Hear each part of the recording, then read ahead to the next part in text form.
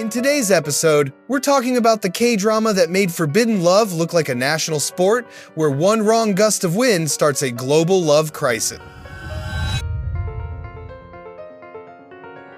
What if Crash Landing on You wasn't a show but a classified news leak? Imagine a billionaire heiress crash landing into North Korea, not a green screen field. Imagine the army officer who hides her actually existing, risking a firing squad for feelings. Romantic, right? Until you realize that in real life, that's not love goals.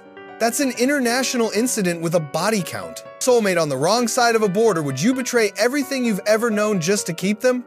Let's agree to disagree in the comments. Because by the end of this video, you're either gonna call this story the ultimate love lesson or the world's most beautiful mistake. In Crash Landing on You, Yoon Se-ri's paragliding mishap isn't just a meet-cute, it's a psychological experiment. She lands in enemy territory, literally and emotionally. Jeong-hyeok hides her, protects her, and eventually breaks every rule he's sworn to uphold. Underneath the K-drama gloss, it's a case study in cognitive dissonance, that tug-of-war when loyalty and desire refuse to share the same bed. And that's our problem too. Maybe not with militarized borders, but with invisible ones. Family expectations, cultural scripts, comfort zones. Every adult carries a map drawn by parents, teachers, or religion saying, "Do not cross this line." Then love, ambition, or truth storms in like a paragliding accident and redraws it in red ink.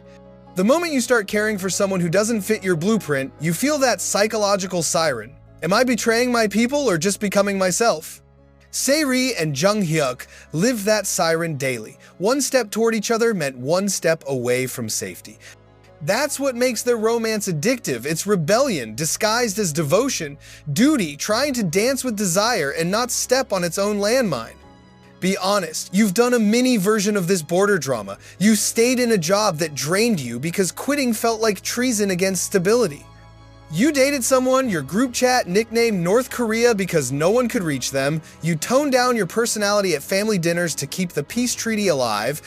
That's your personal DMZ, the no man's land between who you are and who you're allowed to be. Crash Landing on You just blows it up in 4K. It shows how quickly affection turns into negotiation. The compromises start small, fewer opinions, less honesty, more diplomacy. Before long, you're smuggling parts of your identity across checkpoints, hoping nobody notices. Psychologists call this identity diffusion, when your need to belong erases the edges of your individuality. It feels romantic at first, I'd do anything for you. But long-term, that turns relationships into hostage negotiations. And yet, we relate to it because we crave connection more than clarity. Love, jobs, friendships, we all have a Jeong-hyeok moment where we whisper, "Just this once, I'll break the rule." Then we hope nobody sees the emotional contraband we just carried over. Solution: how to love without losing your homeland. So how do you stay devoted without defecting? Step 1, name your homeland, not your passport, your core. Write down the 3 things that make you, you. Values, quirks, boundaries. If you abandon all 3, you're not in love, you're in witness protection. Step 2, build a DMZ of honesty. Boundaries aren't rejection, they're visas. They let people visit your world without invading it. Notice how Se-ri and Jeong-hyeok never pretended to be from the same country. That honesty made their chemistry believable and their heartbreak survivable.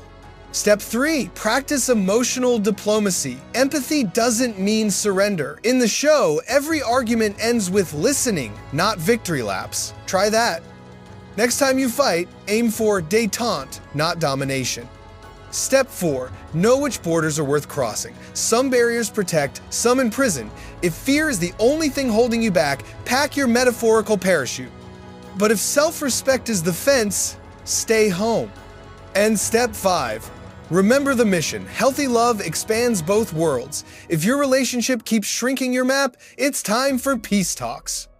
A partnership should feel like opening a new embassy, not living under occupation. So if Crash Landing on You weren't fiction and you were the one standing on that border, would you cross? Would you trade your last name, your routine, your flag for one chance at the kind of connection people spend lifetimes searching for? Tell me in the comments, are you team love conquers all or team no Wi-Fi, no deal? Let's see how many hopeless diplomats of love we've got versus the patriots of reason.